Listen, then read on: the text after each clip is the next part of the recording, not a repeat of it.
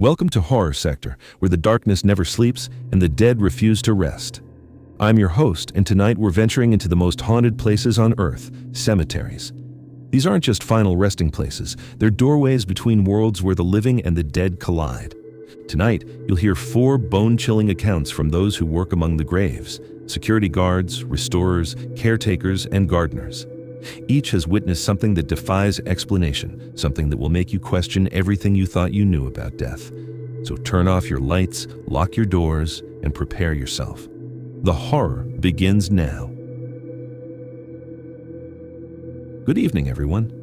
My name is Adrian, and I'm from a province in Argentina called Mendoza. I work as a security guard in a cemetery, and unlike others, I have to admit that the cemetery I watch over is truly beautiful in an architectural sense. I know it sounds strange, but the tombs have quite striking designs, as if each mausoleum were a miniature Gothic cathedral in itself. And furthermore, every headstone and ornament maintains the aesthetic and design of the site. Unfortunately, though, not everything is so good. And it is given the beauty of the place and the presence of some relatively valuable materials, like the marble and granite slabs, some criminals steal them at night to sell them. With that in mind, families pay a little more for good security. And instead of working alone, I have 2 other colleagues with whom I make constant rounds to deter any opportunists who might think it's a good idea to steal from the deceased. I've been on the job for 3 years now, and, well, although at first I was quite unnerved, I eventually felt calmer. I convinced myself that those rumors about cemeteries being full of ghosts were just that, myths. Little did I know how wrong I was. It was the end of April last year, and I was walking along one of the long paths in the cemetery, with mausoleums 2 or 3 meters high on either side of my right and left. Each one was about 5 or 6 meters deep. I kept looking straight ahead, shining my flashlight into corners and any space where someone might be hiding.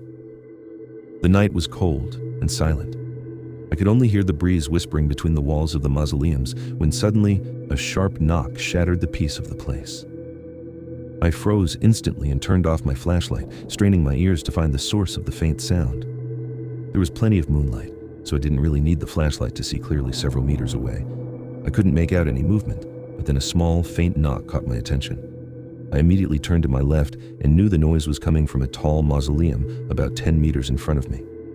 I walked slowly, radio in hand, to ask one of my colleagues for help, or in the worst-case scenario, to have them call the police.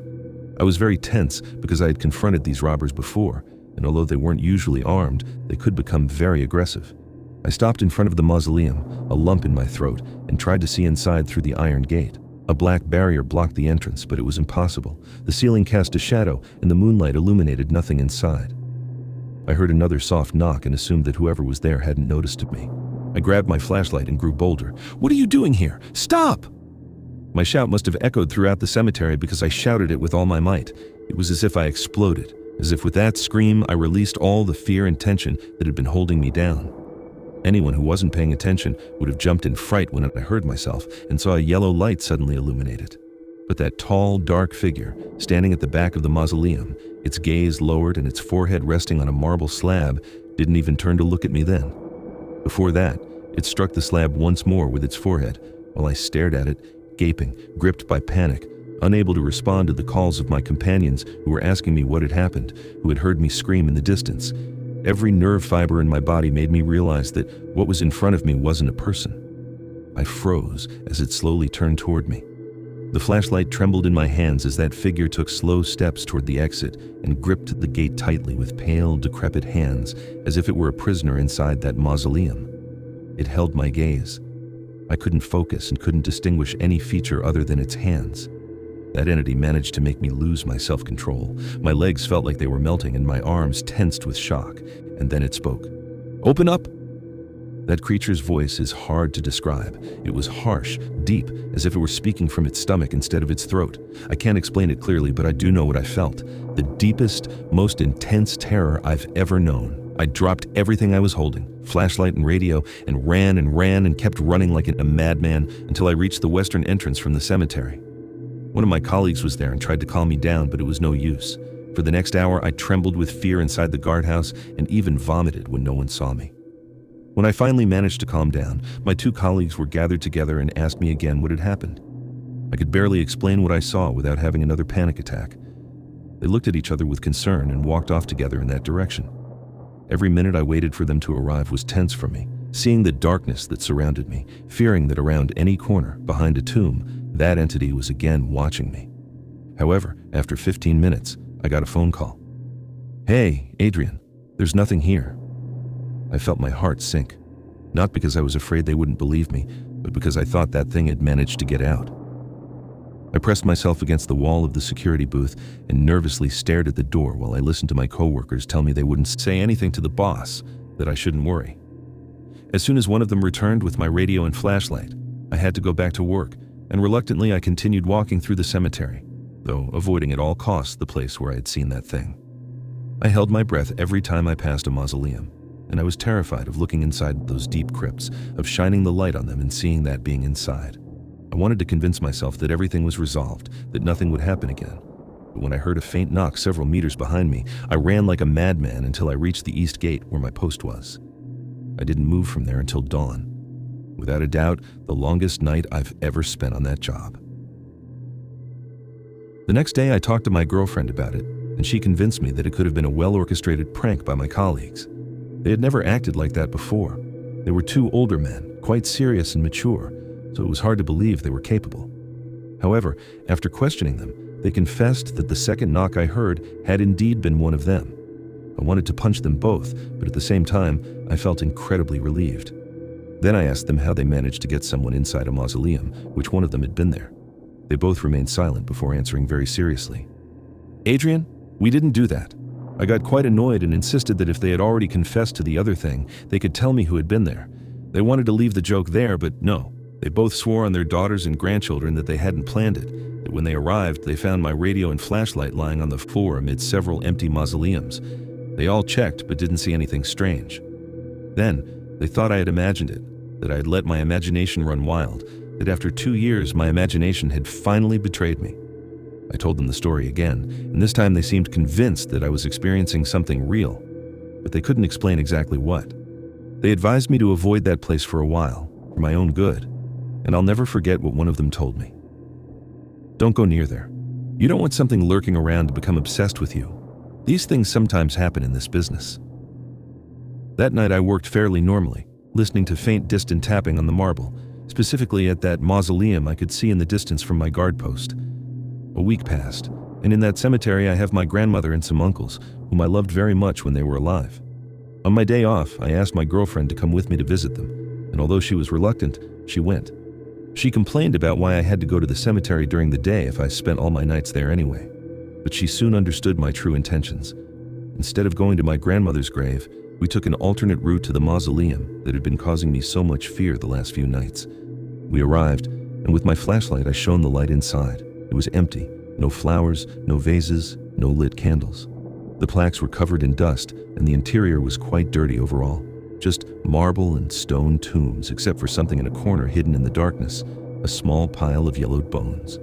My girlfriend must have sensed something very wrong because she immediately backed away and told me to contact the administration and have that tomb cleaned as soon as possible. I asked her why she was nervous, but she didn't give me any details until we left the cemetery. She told me that those bones in the corner, though small and few, were most likely from a person. I listened to her and informed the administration. I don't know what they did afterward, but when I returned 2 days later, the faint tapping on the flagstones had stopped and the bones were gone. The mausoleum was clean, and I was left with this story for the rest of my life. I have no idea how those yellowed bones entered the mausoleum without breaking the gate, but there was definitely something connected to them, and someone, with good or bad intentions, put them there to get rid of them.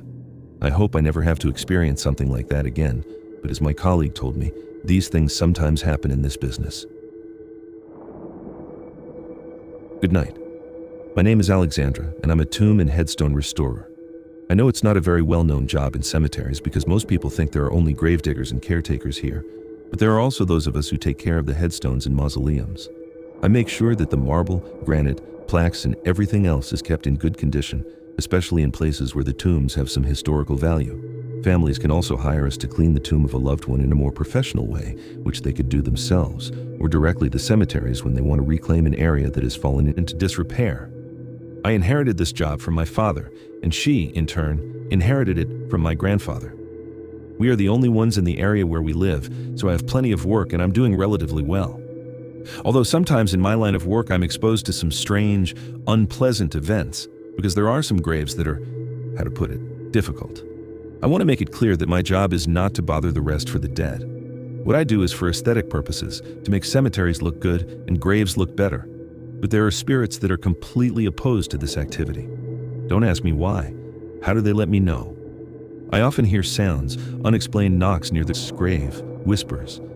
Because of the nature of my work, I'm usually alone, so hearing a voice near me is already an indication that something is happening. Also, a lot of cockroaches and flies start to appear. And yes, I know it might seem normal when you're cleaning a place like that, but the truth is, you don't notice when something else is attracting them to the place to bother you. At first, those situations made me very nervous, and my dad had to take care of them. But little by little, I lost my fear, and he explained that it often helped to talk to the deceased a little. I didn't understand until one day he took me with him to a very heavy tomb where I even felt my hair being pulled. During that whole hour that he was polishing and restoring the broken parts of that stone tomb, telling the deceased that everything was all right, that her family had paid to have her tomb made beautiful, that there was nothing wrong with what we were doing and that she shouldn't worry. Then he started talking to her about her grandchildren and her children, telling her the latest news. And I was amazed to see that in that place, during the hours we were there was a great sense of peace.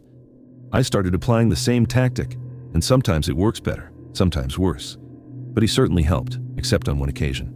Without a doubt, the most complicated job I've ever encountered. I won't say his name for obvious reasons, but I'll call him Mr. Martinez. It so happens that Mr. Martinez wasn't buried in a conventional grave. His family had enough money to pay for his mausoleum. It was quite a nice one in a large cemetery. The family didn't want to be pessimistic, but the grandmother was already 97 years old. And well, nature takes its course sooner or later, and sometimes you just have to be prepared. They were prepared. They wanted the mausoleum to be in excellent condition in case she had to be laid to rest there. They explained that for the moment, only her late husband, Mr. Martinez, was inside. I accepted the job, they gave me the keys, and I went straight to the cemetery.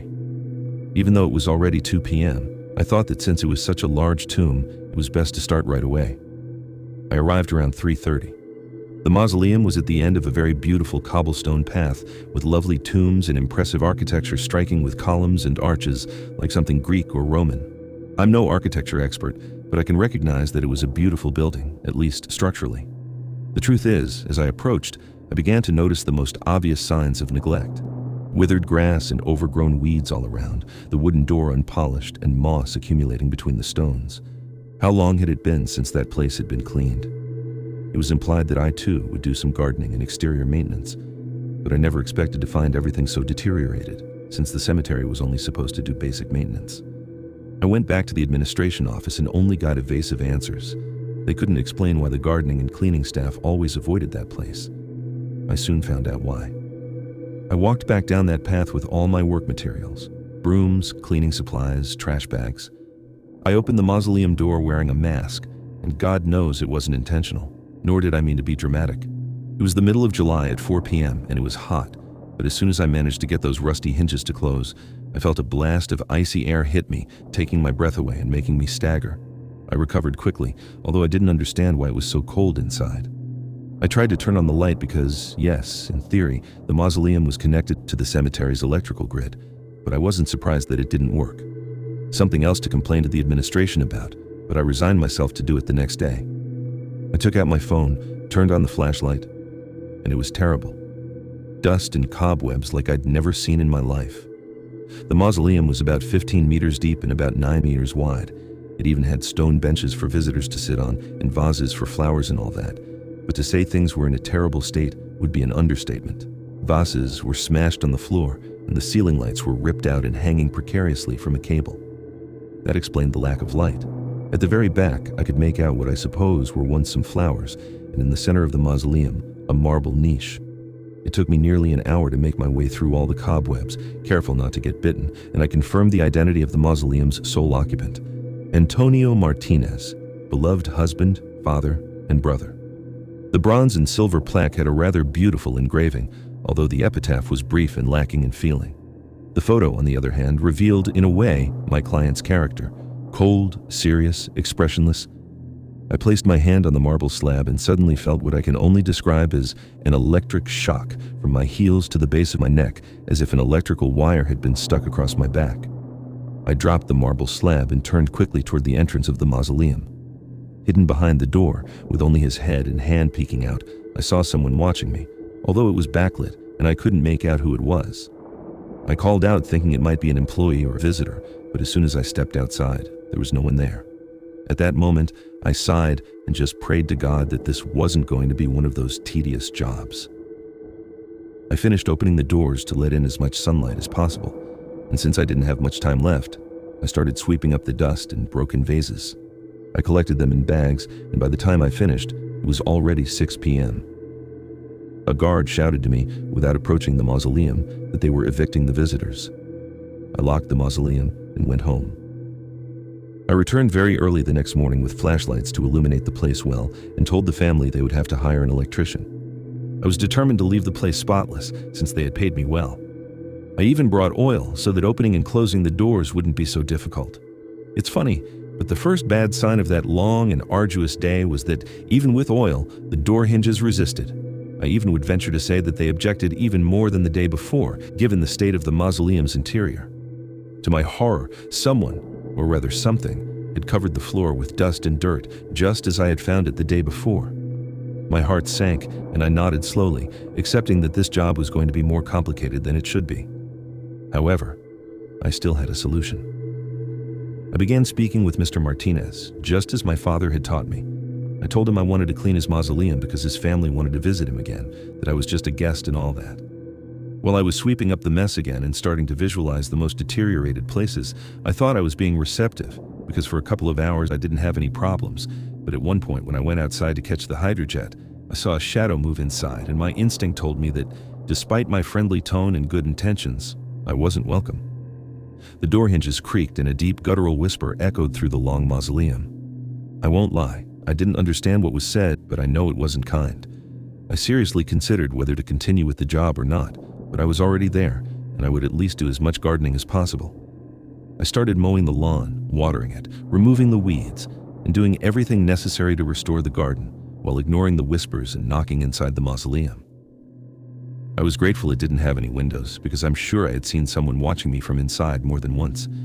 The atmosphere was tense. I could feel it with every step I took. Something inside me told me so. Around 4 p.m., I was finishing up. I had brought wildflower seeds, and after scattering them, I tried to enter the mausoleum to get the 2 camping lanterns I had brought to light it. But when I picked them up, I felt the doors vibrate violently, as if they were about to close.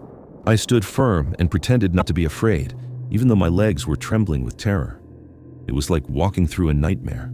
Every step toward the exit felt like carrying 1,000 kilograms of sand on my back, and I felt like I couldn't breathe. As soon as I descended the steps to the stone path leading to the mausoleum, I felt the door slam shut behind me, and the flashlights were burned out, every single LED destroyed. I don't know how I managed to hold back my tears. I grabbed all my gear and left that horrible place, understanding a vital detail much too late. That place had been neglected for years, and the family most likely knew something they weren't telling me. The next morning, I called my contact in the family, a son of Mr. Martinez, whom I'll call Enrique. He was a mature man, 20 years older than me, serious, and quite reserved. I was afraid he wouldn't believe me, but as soon as I tried to talk to him, he instantly guessed why I was calling. He hasn't let you clean, to be honest. I was speechless for a moment and asked if I could visit him. He said I was welcome whenever I wanted. I drove straight there.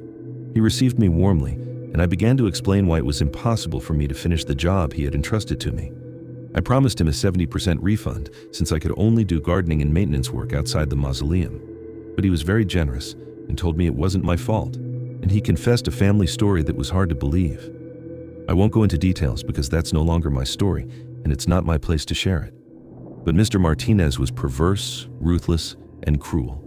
A great asset for accumulating wealth, but terrible for the family. Apparently, his personality transcended death, and for the last 30 years, he spitefully repelled any relatives who visited the mausoleum, preventing it from being cleaned or maintained. Eventually, they gave up, unaware that the cemetery caretakers had also abandoned their duties. That's why they sent me, hoping that a stranger wouldn't awaken the hatred of Mr. Martinez. Unfortunately, they were mistaken. I dared to suggest that they send his remains to another place, and although, fortunately, Mr. Enrique didn't misinterpret my intentions or take offense. He told me that was impossible. Mr. Martinez was attached to that place, and if we took it away from him, well, he was likely to return to the family home or persecute some member of the family. The best thing was to leave him there, to let him be in peace, in solitude, as he always wanted to be. As for them, they would find another place to lay their loved ones to rest when the time was right. We said goodbye with a bittersweet feeling. Without a doubt, the darkest job I've ever had to do, and the first I had to quit. I hope this scenario never repeats itself because of the sense of threat I experienced there, which will mark me for the rest of my life. How are you? My name is Julio, and I'm the caretaker of a cemetery in the state of Chiapas. I prefer not to say exactly where to avoid this story attracting curious onlookers who might disturb the peace of the deceased, and mine, of course. I've been working here for about 10 years, and it's truly a very peaceful and relaxing job. Many people believe that supernatural events occur in cemeteries related to the remains of those who rest here. And while I can't deny that what I like to call restless spirits sometimes arrive, it's not at all common, nor does it last for very long. The few times that have happened in the past, the souls of the deceased barely make themselves known. They tend to calm down as the months go by, and the paranormal activity gradually ceases. Of course, I'm recounting all of this from my personal experience. However, I can't deny that strange things happen in cemeteries, and that's where my story comes in. About 6 or 7 years ago, a flock of crows began to settle in the cemetery. They rest in the surrounding trees and green areas and generally don't do anything bothersome. In fact, I've noticed that they often eat the vermin that get into the cemetery, like cockroaches and even rats. Yes, they're quite intelligent and can actually hunt. Visitors aren't very happy with their presence because they see them as bad luck, but I like them. And luckily, the municipality has never done anything to scare them away. While I was making my rounds at night, keeping an eye out for anyone who had jumped the perimeter wall and was inside the cemetery, I could see them out of the corner of my eye, perched on crosses, gravestones, and mausoleums. Bright lights perched on me. They're just crows, or at least that's what I thought. The first time I heard them talk was one night. I think it was December 2019. It was before the pandemic, I'm sure of that. It was cold that night, and I was wearing a fairly thin jacket, so I was having a bit of a rough time. Around 2 a.m., I went to continue my rounds around the far west end of the cemetery, and the crows were there nearby. I could hear their cawing, and at one point, after I sneezed, I clearly heard a voice to my left. "Merry Christmas." I jumped, assuming someone had gotten in and was right next to me. I jumped and shone my flashlight on the grave beside me. There was no one there, but I noticed a raven perched on the cross, staring at me. It let out a loud caw, and a moment later, a shrill voice came from it. "Merry Christmas!" To explain the level of horror I felt upon seeing and hearing that is impossible. My heart sank. I don't think I've ever been so freaked out in my life. I ran as fast as I could when I saw that, terrified by what I had just witnessed. I ran so fast I felt like I was floating until I reached the entrance. I locked myself in the guardhouse, staring outside in terror while I searched my phone for some logical explanation for what I had just experienced. Well, after a quick internet search, I discovered that crows can learn to talk, or rather, they can learn to imitate words, short phrases. That made me feel a little calmer. Perhaps that crow heard several people repeating that, although it's more common for them to learn to speak in captivity. It wasn't impossible for cemetery crows to learn to speak if they constantly heard visitors. I calmed down, and an hour later I went back out. I passed by several graves and crows, but I didn't hear another word. Weeks later, around 8, when my shift was starting, I stayed talking with the guard on the afternoon shift and told him what had happened. He laughed because he didn't know that could happen. The night was cold again, and I was making my last rounds to remove any lingering visitors. There was fog, and as always, the crows were gradually appearing. The fog didn't allow me to see well, but the flashlight was powerful.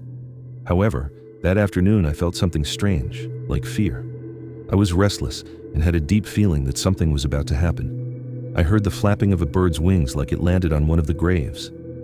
"How cold?" Again, one of those crows was talking. I stood my ground, trying not to run away, and stared at it intently, trying to identify some feature that would let me know if this crow was the same one from last time. Meanwhile, it stared back at me, turning its head every few seconds.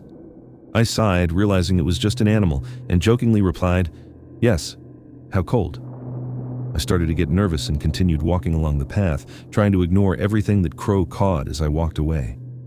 There was no one left in the cemetery, and although I had convinced myself that they were just animals that had learned to mimic human expressions, I began to feel somewhat nervous when it was my turn to do rounds. That same night, around 1 a.m., I left the guardhouse and went down one of the paths, seeing, as always, cawing and flapping in the distance or among the graves. And again, a talking crow, but this time upon a mausoleum. "Forgive me, I'm sorry, Sophia," said the raven. I find it hard to describe how tense that moment made me, and the anxiety I felt when I saw the raven again, its bright eyes fixed on me. I moved faster, and a couple of minutes later, again, "Don't leave me, don't leave me." A raven on a tomb repeated the same plea. I remembered what I had read online and understood that these were words they had been hearing. They had been learning all of this from someone. But from who? Who spent so much time in the cemetery as to teach the crows such a wide range of words and expressions? The answer to my question came a few days later. I had arrived early one afternoon and stood at the entrance talking to a colleague who worked on the engravings. I'll call him David. At one point, a family was leaving, 2 young boys accompanied by a grandmother who was walking slowly with a black veil. That was a fairly common sight, and I didn't pay much attention until I overheard their conversation. "And would you like something to eat, Grandma Sophia?" "Whatever you want." One of the young men, I assume her grandson, was trying to cheer her up with food, though she didn't seem to be paying attention. I, however, stared at them with a certain amount of astonishment, clearly remembering what I had heard the crows say a few days before. David noticed and asked me what was wrong. I told him everything in great detail, and he confirmed that the mausoleum I had seen that crow that cried, "I'm sorry, Sophia," belonged to that family, although the first relative they buried there was that woman's husband. It was very recent, and that's why the lady went every day, although I never saw her because they usually left early. I stayed alone for a while afterward, thinking about what I had just heard. I went out for my usual rounds and heard the crows cawing in the distance. Loose words. "I like it. Merry Christmas. Dark." It became clear to me what was passing by, and I finally confirmed it when I heard a raven caw above the mausoleum. "I'm sorry, Sophia. The ravens weren't monsters or demons. They were just very intelligent animals repeating what they heard. Words from beyond that humans can rarely hear. Their caws enthusiastically repeat what the spirits cry out from the grave, their laments, their desires, the feelings of sadness, loneliness, or regret of many, and even the jokes and taunts of others. In the afternoons and mornings, the crows are silent, surely because they don't hear the voices of the dead, so I understand they only respond to those voices. For the last half-decade I've worked here and have grown accustomed to hearing them say all sorts of things. They never speak of me, nor have they referred to me, more than once. In mid-February last year, it was freezing, and again I made the mistake of not dressing warmly enough. I walked past a fairly recent grave, and a crow cawed from nearby. "Bundle up, bundle up." That was quite a coincidence, and I don't believe in coincidences. Someone was watching me, and the crow acted as a bridge between us. I never forgot my jacket again when it was cold. They are undoubtedly quite intelligent and mysterious animals, capable of seeing, hearing, and feeling things I can't. That has allowed me to understand that despite the calm that pervades a cemetery at night, the reality is that it isn't. At any given moment, there are people crying, people talking, and people who, even if only for a brief time, are there in the cemetery watching me walk by while I'm on guard. I'm a gardener at a cemetery, and my job consists of keeping the common areas free of weeds, the grass short at all times, and the flowers decorating the paths looking good. That is, of course, when visitors don't pick them to put on the graves of their loved ones. Anyway, I spend more time replanting flowers than taking care of them. And in the fall, all I do is rake leaves, things of my job. My family moved to the United States when I was about 5 years old, around 2008, and we've lived in Vermont ever since. I don't want to give my exact address, but it's a very pretty and fairly secluded town, surrounded by woods and all that. The cemetery is typical of the movie genre, with trees all around, lots of oval headstones with engraved crosses and short epitaphs. Far from being a scary place, it feels like a park with large areas for families to gather. Since it's a daytime job, I never have been worried about seeing ghosts or apparitions, nor have I heard any noises I would consider strange. Or rather, my ignorance led me to overlook the mysterious things I saw, and I often assumed that what I observed from a distance was nothing more than another visitor. But I was wrong. I spent hours pondering how to tell this story, and I think it's best to start from the beginning. I turned 18 in 2021 and wanted to find a job quickly so I could buy a new car and go out with my girlfriend and all that. When I heard there was a vacancy for a gardener's assistant at the cemetery on the outskirts of town, I went there immediately, praying that no one would take the job from me. To my surprise, superstitions kept others from applying, and I was selected almost immediately. It was the height of summer. and I was thrilled. An old gardener named Harold taught me what he knew. He was very quiet, but he was helpful and kind. I had nothing to complain about. One day, while I saw a few visitors coming and going, I noticed something that caught my attention, far away. In an unoccupied plot, someone was jumping, or rather, dancing. I asked Harold about it, and with his characteristic indifference, he told me, "Don't pay any attention to her, she'll disappear in a little while." I learned quite quickly that trying to get more answers than necessary from Harold didn't yield good results. I assumed it was a girl who went there to practice her dancing and let it go. As I said before, that cemetery was quite a beautiful natural spot, and it made sense that if you could ignore the fact that it was a cemetery, you could enjoy some time in a quiet place surrounded by nature, without music or many people. Throughout the summer and part of the autumn, I kept seeing her, always in the distance, dancing among trees and remote plots of land that no one ever went to. I felt curious, and on more than one occasion, I carefully approached to get a better look or perhaps to say hello, but it was impossible. Just when I thought I was near her, she had actually left. One autumn day, Harold noticed this and in a rather serious tone told me not to follow her, not to try to pursue her. I didn't dare contradict him or ask for an explanation. I simply nodded, and that was the end of that story.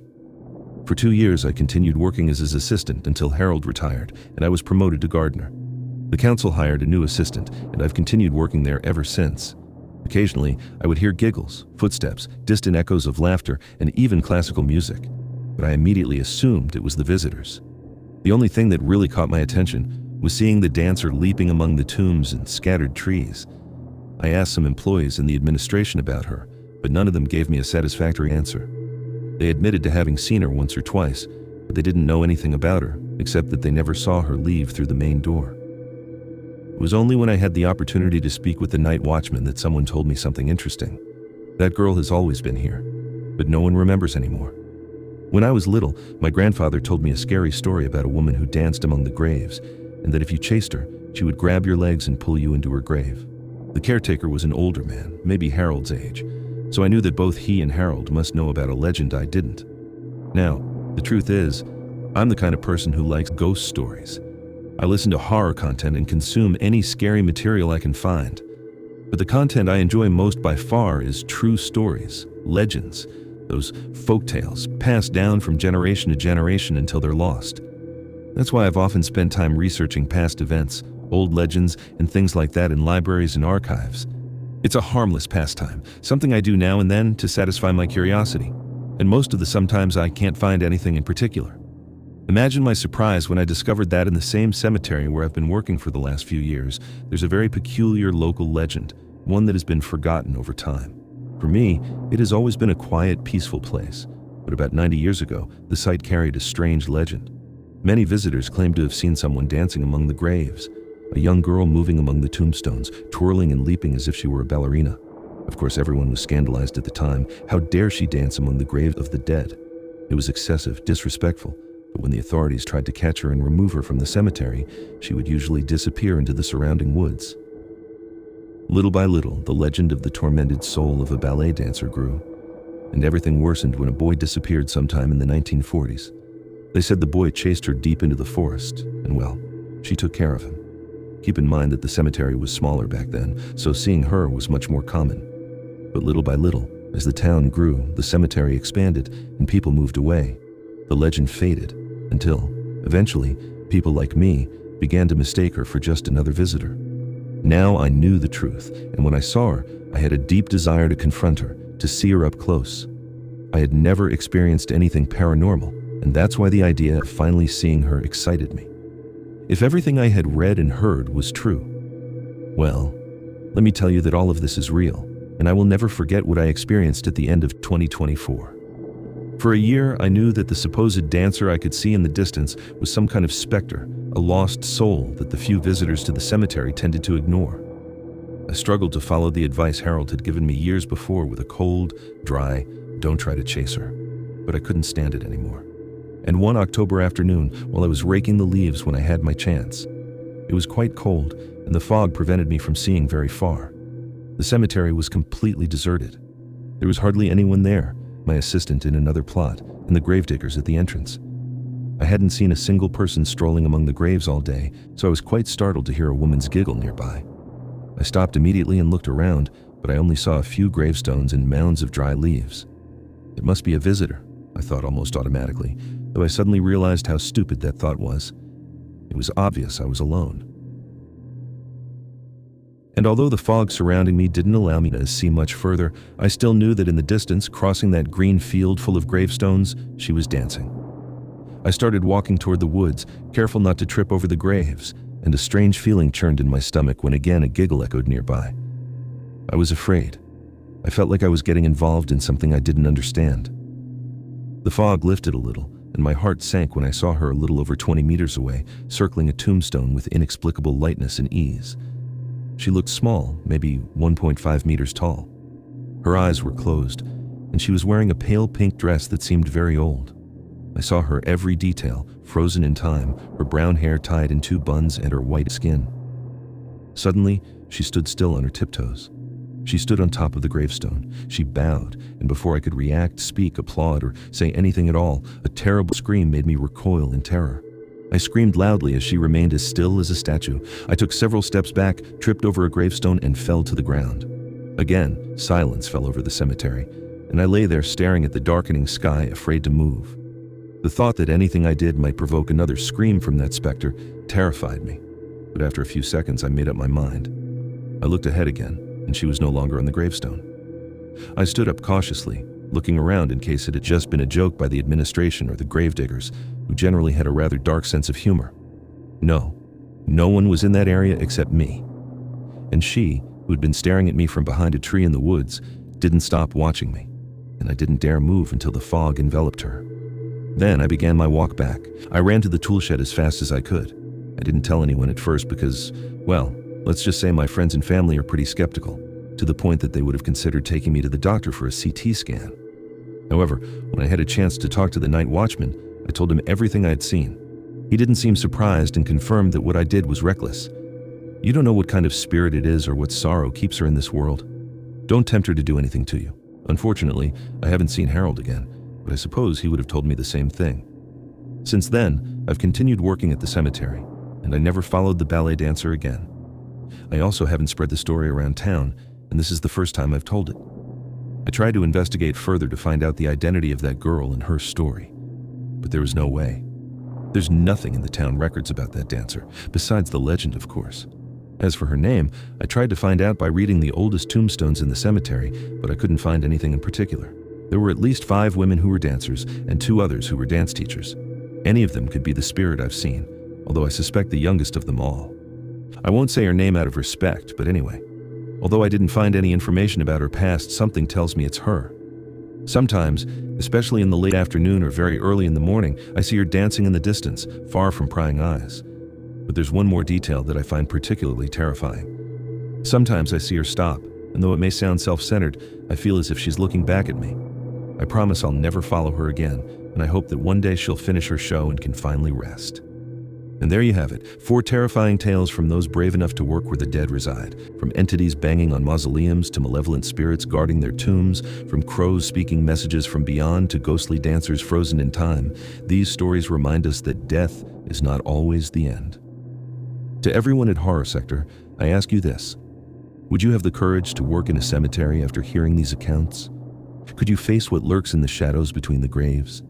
Until next time, remember, the darkness is always watching, and Horror Sector will be here, waiting for you.